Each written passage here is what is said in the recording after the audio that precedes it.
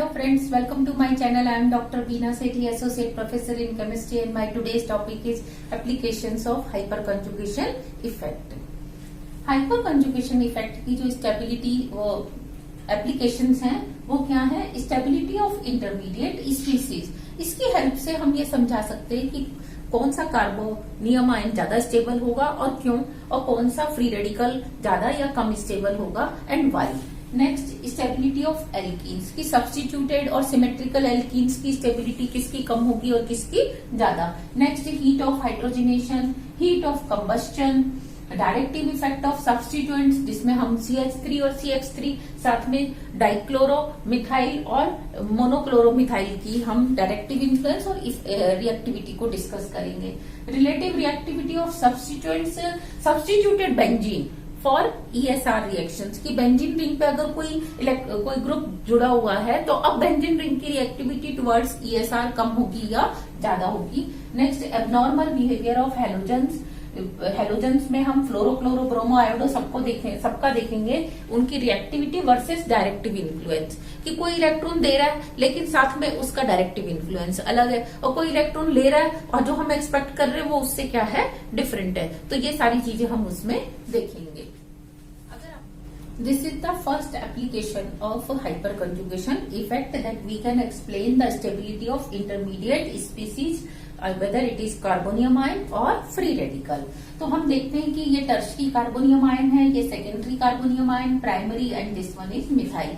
इस carbonium ion के जो अल्फा कार्बन है वो 3 है, 1 2 3, और उनके पास 3 क्या है, हाइड्रोजन। अल्टीमेटली इसके पास कितनी हाइड्रोजन है, 9 अल्फा हाइड्रोजन हैं और एक यही स्ट्रक्चर। तो इसके कितने हाइपर कंजुगेटिव स्ट्रक्चर बनने वाले हैं, 10, जबकि इसके 3 + 3 6 + 1 7, तो इसके 7 स्ट्रक्चर्स बनेंगे और इसके 3 स्ट्रक्चर्स बनेंगे, और इसमें तो है ही नहीं हाइपर कंजुगेशन इफेक्ट। तो इसका जो स्टेबिलिटी सीक्वेंस है वो tertiary greater than secondary than primary than methyl होता है। और अगर हम देखें कि इथाइल और प्रोपाइल फ्री रेडिकल में देखो यहाँ पे एक प्लस आई इफेक्ट भी है और एक हाइपर कंजुगेशन इफेक्ट भी है। यहाँ पे अगर इसके हम हाइपर कंजुगेशन वाली हाइड्रोजन देखें तो 3 और एक ये अपना स्ट्रक्चर, तो इसके कितने स्ट्रक्चर है टोटल, 4, जबकि इसके कितने बनेंगे आप ध्यान दो कि इसके अल्फा हाइड्रोजन टोटल 2 हैं और एक यही स्ट्रक्चर, तो इसके कितने स्ट्रक्चर बनने वाले हैं, टोटल 3। तो हम क्या देखते हैं, hyper conjugative effect is more dominant than plus I effect, क्योंकि इस ग्रुप का इथाइल का प्लस आई इफेक्ट ज्यादा है इन कंपैरिजन टू मिथाइल।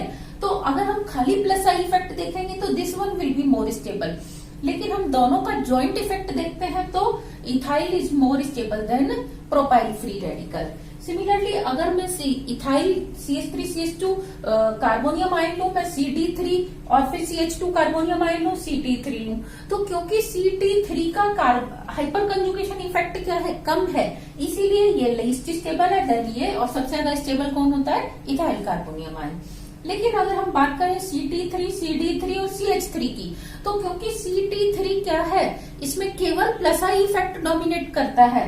CT3 का C और T बॉन्ड का प्लस आई इफेक्ट ज्यादा होता है CH से, तो यहाँ पे प्लस आई इफेक्ट है, हाइपर कंजुगेशन इफेक्ट है ही नहीं, तो यहाँ पे जो सीक्वेंस होगा वो CT3 will be more stable then CH3। और अगर हम बात करें किसकी, फ्री रेडिकल्स की, तो फ्री रेडिकल्स में भी क्या होगा कि जो टर्शरी फ्री रेडिकल है वो ज्यादा स्टेबल होगा, किससे, प्राइमरी से, सेकेंडरी प्राइमरी से, और प्राइमरी वाला किससे होगा, मिथाइल से, यानी कि एक ही सीक्वेंस हमें मिलने वाला है। सेम अगर हम इथाइल और प्रोपाइल फ्री रेडिकल को देखें तो हमें यही सीक्वेंस मिलने वाला है, और अगर हम इथाइल और यहाँ पे CD3 CH2 फ्री रेडिकल और CT3 CH2 फ्री रेडिकल देखें तो भी हमें यही सीक्वेंस मिलता है, और CT3 CD3 CH3 में भी हमें सेम सीक्वेंस मिलता है। इसका मतलब हम कह सकते हैं कि कार्बोनियम आयन और फ्री रेडिकल्स की stability because of hyper conjugation और प्लस आई इफेक्ट एक साथ चेंज होती है या एक जैसे चेंज होती है। Applications of hyper conjugation effect में जो सेकंड एप्लीकेशन होती है वो होती है stability of alkenes. Stability of alkenes में हम क्या देखते हैं, 2 पाई बॉन्ड मिनिमम होंगे क्योंकि हम डाई एल्कीन्स और सिंगल वाली मोनो एल्कीन्स दोनों का हम देख रहे हैं। तो कंजुगेटेड एल्कीन्स में क्योंकि मिनिमम 2 पाई बॉन्ड होंगे, डबल सिंगल डबल, ये ज्यादा स्टेबल होती है, जबकि नॉन कंजुगेटेड इससे कम होती है। इसमें क्या होता है, डबल और डबल के बीच में कम से कम 2 सिंगल बॉन्ड होते हैं, जबकि इसमें डबल और डबल के बीच में क्या होता है, 1 सिंगल बॉन्ड होता है। यहाँ 2 भी हो सकते हैं, 2 से ज्यादा भी हो सकते हैं। फिर ट्रिपल बॉन्ड वाले कंपाउंड्स, क्योंकि इसमें फिर 2 पाई बॉन्ड आ गए, तो ये इनके कंपैरिजन में क्या होंगे, कम स्टेबल होंगे। और एलीन्स जिसमें डबल डबल बिल्कुल साथ साथ होते हैं, ये और भी लेस स्टेबल होते हैं। तो ये था overall stability of di alkenes, क्या समझ लो। और ये जो कंजुगेट नॉन कंजुगेटेड डाइईन्स हैं, इनकी स्टेबिलिटी डिपेंड करती है नंबर ऑफ अल्फा हाइड्रोजन। जितने ज्यादा अल्फा हाइड्रोजन होंगे उतनी ज्यादा क्या होगी, वो स्टेबल होगी। दूसरा, अगर वो बराबर है, नंबर ऑफ अल्फा हाइड्रोजन बराबर है, तो हम क्या देखते हैं, asymmetric alkenes are more stable than symmetric alkenes. क्यों? क्योंकि जो एसिमेट्रिक एल्कीन्स है उनमें क्या होगा, टर्शरी कार्बोनियम आयन बनेगा ड्यूरिंग हाइपर कंजुगेशन। और टर्शरी कार्बोनियम आयन नहीं है तो फिर सेकेंडरी, तो टर्शरी वाला सेकेंडरी से ज्यादा स्टेबल होता है, सेकेंडरी प्राइमरी से। और सिमेट्रिक में हम देखें, अगर नंबर ऑफ अल्फा हाइड्रोजन बराबर है तो ट्रांस वाली एल्कीन्स ज्यादा स्टेबल होंगी सिस से। क्यों? क्योंकि ट्रांस का जो डाइपोल मोमेंट है वो 0 या फिर कम होगा, जबकि सिस का क्या होगा, ज्यादा होगा, और 0 से हमेशा ज्यादा होगा। अगर इसका भी कुछ वैल्यू रखती है तो इसकी वैल्यू उससे कुछ ज्यादा होगी, और जबकि इसका या तो कम या फिर 0 होता है। तो इस तरीके से हम क्या करते हैं, एल्कीन्स की स्टेबिलिटी को एक्सप्लेन करते हैं। इसके हम एग्जांपल्स भी देखेंगे अभी। और बॉन्ड ऑर्डर ऑफ एल्कीन क्या होता है, इनवर्सली प्रोपोर्शनल होता है नंबर ऑफ अल्फा हाइड्रोजन्स के। क्योंकि जैसे ये कार्बन डबल बॉन्ड कार्बन है तो यहाँ पे बॉन्ड ऑर्डर कितना है, 2। लेकिन जैसे जैसे इसके पास आप अल्फा कार्बन पे क्या करोगे, हाइड्रोजन इंक्रीज करते जाओगे, तो ये पाई बॉन्ड इधर या इधर या इधर या इधर शिफ्ट होता जाएगा, और यहां से क्या होता जाएगा, कम होता जाएगा। तो जितना ज्यादा ये आसपास डीलोकेलाइज्ड होगा, उतना ज्यादा कार्बन कार्बन के बीच में क्या होगा, कम होगा। जब कार्बन कार्बन के बीच में डबल बॉन्ड कम होगा, इलेक्ट्रॉन डेंसिटी कम होगी, तो इसकी रिएक्टिविटी क्या हो जाएगी, कम, और स्टेबिलिटी क्या हो जाएगी, इंक्रीज। ओके, तो इस तरीके से हम क्या करते हैं, एल्कीन्स की स्टेबिलिटी को एक्सप्लेन करते हैं। स्टेबिलिटी ऑफ एल्कीन्स के एग्जांपल्स में देखिए, मैंने आपको यहाँ 10 एग्जांपल्स लिख के दिए हैं। इन 10 एग्जांपल्स में आपको ये बताना है कि कौन सी एल्कीन ज्यादा स्टेबल है एंड व्हाई। देखो, ये tetramethyl ethene, ethyl trimethyl ethene, this one is trimethyl ethene, this one is dimethyl dimethyl dimethyl, और ये क्या है, मिथाइल इथीन, जबकि इथाइल इथीन, और इसको हम कहते हैं isopropyl ethene, and this one is ethene. These are 10 examples of alkene, और इनको हमने decreasing order of their stability arrange करना है। तो सबसे पहले हम देखेंगे इनके नंबर ऑफ अल्फा हाइड्रोजन कितने हैं, और उसमें +1 करके हम इनके हाइपर कंजुगेटिव स्ट्रक्चर्स निकाल लेंगे। तो देखो, इसके पास 12 हाइड्रोजन है, अल्फा +1 13, इसके पास होंगे 12, क्योंकि यहाँ एक हाइड्रोजन कम हो गया, तो 11 + 1 12 स्ट्रक्चर्स बनेंगे, इसके 10 बनेंगे। तो हम इजीली कह सकते हैं कि जो नंबर 1 है मोर स्टेबल देन 2 देन 3। इन तीनों स्ट्रक्चर्स में number of hyper conjugative structures are 7 में हम क्या देखते हैं कि यहाँ पे जब इलेक्ट्रॉन्स की शिफ्टिंग हो रही है और ये इलेक्ट्रॉन्स ऐसे घूमते हैं, तो जो कार्बोनियम आयन बनेगा वो क्या होगा, टर्शरी होगा। और टर्शरी होगा तो ये इसके हाइपर कंजुगेटिव स्ट्रक्चर्स में क्या करेगा, ज्यादा इसको एनकरेज करेगा, और ये स्टेबल होगा, एल्कीन को स्टेबल बनाएगा। जबकि इसमें क्या है, ये ट्रांस है, इसका डाइपोल मोमेंट क्या होता है, ऑलमोस्ट 0 होता है, जबकि इसका डाइपोल मोमेंट 0 नहीं होता। तो इसीलिए वो रिएक्टिव ज्यादा है, स्टेबिल कम, ये रिएक्टिव कम है, स्टेबिलिटी इसकी ज्यादा है। यहाँ पे हाइपर कंजुगेटिव स्ट्रक्चर्स कितने बनेंगे, 3 + 1, तो कितने हो जाएंगे, 4, यहाँ पे 3, यहाँ पे 2। तो लगातार जो इनका सीक्वेंस है वो क्या बनेगा आपका, 1 2 3 4 5 6 के बाद ये 7 8 और 9, क्योंकि इनके जो कंजुगेटिव स्ट्रक्चर्स हैं वो क्या होते जा रहे हैं, कम, और लास्ट में क्या होगा, सबसे लास्ट में एल्कीन जो है सबसे कम स्टेबल होगी। तो इस तरीके से हम क्या करते हैं, स्टेबिलिटी ऑफ एल्कीन्स को एक्सप्लेन करते हैं। This is one more example of stability of alkenes, we will explain. I have taken 1 2 3 4 5 examples of different cyclic alkenes. अब इसमें देखिए, carbon double bond carbon outside the ring है, जबकि इन सब में क्या है, रिंग के अंदर है। तो इनकी स्टेबिलिटी को हम एक्सप्लेन करने के लिए क्या करेंगे, हम लेंगे number of alpha hydrogen. Number of alpha hydrogen अगर हमको काउंट करने हैं तो आप देखो ये CH3 तीन और ये CH2 तो कितने हो गए 4, तो ये हो जाएंगे 10। तो इसके पास 10 अल्फा हाइड्रोजन है और हम चाहें तो हम इसको इस तरीके से भी लिख सकते हैं कि एक कार्बन पे 2 CH3 है और दूसरे कार्बन पे 2 CH2 है जो आगे पूरी चेन का पार्ट है।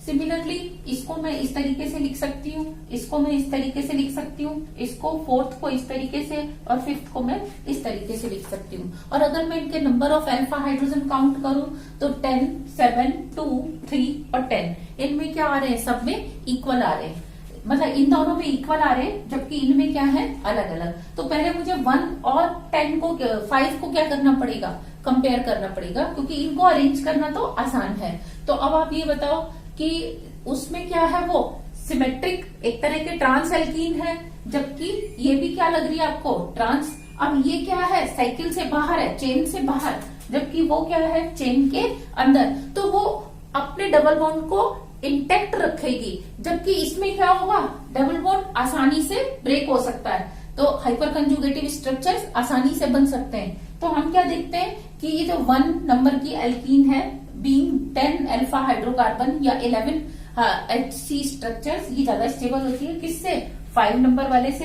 देन 2 क्योंकि इसके पास 7 अल्फा हाइड्रोजन है, फिर 4 जिसके पास 3 है, और फिर 3 जिसके पास कितने अल्फा हाइड्रोजन है, 2। तो this is the interesting example of stability of alkenes which we explain with the help of hyper conjugation. Next application of hyper conjugation is heat of hydrogenation. Heat of hydrogenation actually क्या होती है कि हम double bond के ऊपर hydrogen की reaction कराते हैं और वो क्या होता है, सैचुरेट हाइड्रोकार्बन बन जाता है, प्लस जो हीट निकलती है वो क्या होती है, नेगेटिव होती है। इट मीन्स कि रिएक्टेंट की एनर्जी यानी कि एल्कीन की एनर्जी यहाँ थी, तो आफ्टर हाइड्रोजनेशन वो क्या होती है, प्रोडक्ट की एनर्जी नीचे आ जाती है। तो अल्टीमेटली जो इतनी एनर्जी है वो क्या होती है, बाहर निकलती है, रिलीज होती है, इसीलिए ये क्या होता है, नेगेटिव होती है।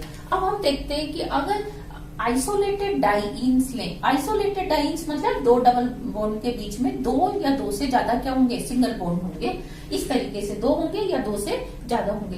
तो इसमें अगर मैं एक बॉन्ड को ब्रेक करूं और फिर उसकी हाइड्रोजनेशन एनर्जी काउंट करूं तो वो सबसे ज्यादा होगी in comparison to double, single, double, क्योंकि यहाँ पे कॉन्जुगेशन से क्या होता है, स्टेबिलिटी आ जाती है, यानी कि वो पहले ही डाउन हो जाता है और फिर किसकी होगी, सिंगल वाले डबल बॉन्ड की होगी। तो इसमें हम क्या देखते हैं, जो हीट ऑफ हाइड्रोजनेशन है वो क्या होता है, स्टेबिलिटी के इनवर्सली प्रोपोर्शनल होता है। जो जितना ज्यादा स्टेबल होगा वो उसकी हीट ऑफ हाइड्रोजनेशन क्या होगी, उतनी ही कम होगी। तो यहाँ हम इसको, इस फैक्टर को इस तरीके से भी देख सकते हैं कि देखो ये 2 डबल बॉन्ड बिल्कुल अलग अलग है, तो इनकी एनर्जी यहाँ है, ये 2 डबल बॉन्ड क्या है, अल्टरनेट है, तो ये पहले ही अपनी कुछ एनर्जी कम करके यहाँ आ चुके हैं। और ये डबल बॉन्ड जो है वो अकेला है, इसमें कोई और फैक्टर नहीं है, तो इसकी हीट ऑफ हाइड्रोजनेशन क्या है, ये तो अकेला है, ये यहाँ होगी। तो अब जब आप इसको सैचुरेट बनाओगे, इसको सैचुरेट बनाओगे, इसको, तो सैचुरेट होने के बाद तो क्या है, सबकी एनर्जी बराबर होगी क्योंकि सब में सिंगल बॉन्ड है।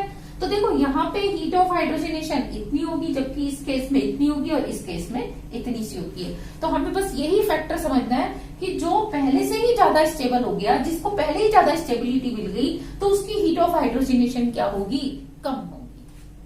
These are 7 examples of alkene and I have to arrange them in the decreasing order of their heat of hydrogenation. हम जानते हैं कि heat of hydrogenation जो है स्टेबिलिटी की क्या होती है, इनवर्सली प्रोपोर्शनल होती है, यानी कि जिसकी स्टेबिलिटी ज्यादा है उसकी heat of hydrogenation क्या होगी, सबसे कम होगी। तो अब आप यहाँ ध्यान दो, अब हम स्टेबिलिटी चेक करेंगे पहले। तो इनके हम हाइपर कंजुगेटिव स्ट्रक्चर निकालते हैं, इसके 7 बनेंगे, इसके कितने बनेंगे, 7, क्योंकि 6 हाइड्रोजन है, इसके भी कितने हैं, 7। तो हम इनमें क्या देखते हैं कि ये तीनों ज्यादा स्टेबल होगी क्योंकि इनके 7 है। लेकिन अब इन तीनों में क्या होगा, कौन ज्यादा स्टेबल है, ये वाली आपको बताया था कि जिसका टर्शरी कार्बोनियम आयन बनता है, asymmetric alkenes are more stable. तो यानी कि इसकी जो हीट ऑफ हाइड्रोजनेशन है वो सबसे कम होगी। फिर सिस और ट्रांस में क्या होता है, ट्रांस वाली ज्यादा स्टेबल होती है, तो इसका मतलब इसके बाद इसकी हीट ऑफ हाइड्रोजनेशन कम होगी और फिर इसकी हीट ऑफ हाइड्रोजनेशन कम होगी। तो 1, 5, 3 यानी कि 3 वाले की सब इन तीनों में सबसे ज्यादा होगी। अब मेरे को देखना है इन दोनों के कितने हैं, 5 स्ट्रक्चर है, क्योंकि इसके पास भी क्या है, 4 हाइड्रोजन है, इसके पास भी 4। जो एल्कीन्स होती हैं उसमें क्या होता है, जो साइक्लिक वाली है, देखो इसके पास भी 4 है, 4 ही साइक्लिक वो है, इसके पास हाइड्रोजन 4 है, इसके स्ट्रक्चर 5 है, इसके पास 3 है, लेकिन इसके स्ट्रक्चर कितने हैं, 4। तो हम क्या देखते हैं कि इस तरह की जो एल्कीन्स होती हैं, जो ओपन चेन होती हैं, वो इनके कंपैरिजन में क्या होती हैं, ज्यादा स्टेबल होती हैं। तो इसकी हीट ऑफ हाइड्रोजिनेशन क्या होगी, कम होगी। तो इसलिए मैंने इनके बाद क्या लिख दिया, नंबर 2। अब मेरे को इन दोनों में देखना है, तो क्योंकि ये क्या है, अल्टरनेट डबल बॉन्ड है, ये ज्यादा स्टेबल है, ये आइसोलेटेड डबल बॉन्ड है, तो ये क्या है, कम स्टेबल। ये ज्यादा स्टेबल है तो इसकी हीट ऑफ हाइड्रोजिनेशन क्या होगी, कम होगी। तो मैंने इसको यहाँ 6 लिखा और इसको क्या लिखा, 7 लिखा। लेकिन फिर ये ओपन चेन थी, क्योंकि ये साइक्लिक में नहीं है, तो ये इनके कंपैरिजन में क्या है, ज्यादा स्टेबल। ये भी और ये भी, साइक्लिक वाली एल्कीन्स जो है वो कम स्टेबल होती है। तो इसीलिए इसके बाद क्या आ जाएगा, 7, 6, 4, यानी कि सबसे जो हाई एनर्जी होगी हीट ऑफ हाइड्रोजिनेशन वो 7 की है। इसका मतलब वो लीस्ट स्टेबल है। अगर मैं इसको ग्राफिकली समझाना चाहूँ तो मैं इसको इस तरीके से समझाऊंगी कि ये अगर एनर्जी लाइन है तो 7 नंबर वाले कंपाउंड की एनर्जी इधर होगी, फिर इसके बाद किसकी होगी, 6 की एनर्जी होगी, 6 के बाद किसकी होगी, 4 की, 4 के बाद 2 की, 2 के बाद किसकी होगी, 3 की, 3 के बाद 5 की, और 5 के बाद 1 की, और सबसे नीचे किसकी होगी, प्रोडक्ट की। तो यहाँ पे हीट ऑफ हाइड्रोजिनेशन जो है सबसे ज्यादा निकलेगी और यहाँ हीट ऑफ हाइड्रोजिनेशन जो है सबसे कम निकलेगी। तो ये था example of heat of hydrogenation.